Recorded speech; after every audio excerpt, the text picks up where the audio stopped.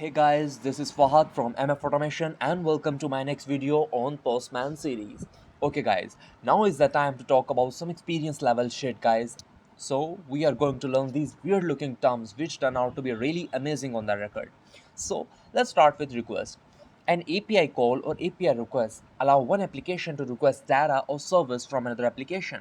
In general, it is used to request for the server for the data using an API. And we all know till now what an API or a server is, don't we? Okay. And to send the request, we have to take care for a few things first.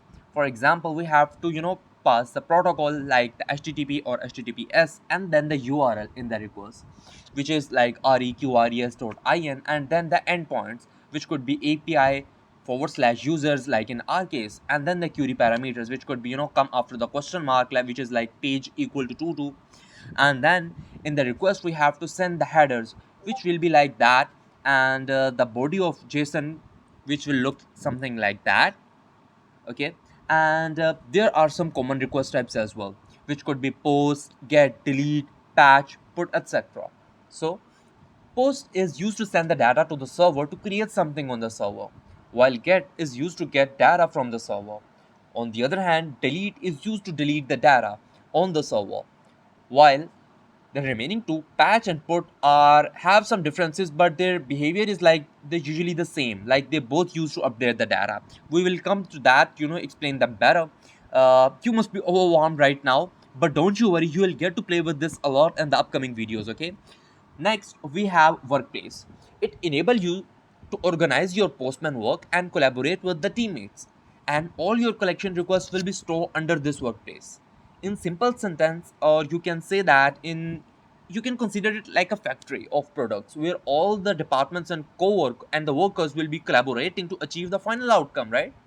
And then we have the environment. Environment is a set of variables you can use in your Postman requests. Like practically in testing lifecycle, we have many staging and production servers. So all their URLs will be defined there to be used in the form of variables, and these variables called the environment variables. And now we have collection. Postman collections are nothing but just a group of save requests. Okay, you can use it like a container for now, and you can assume it, for example, like it's a container, so that you can store all these requests in that.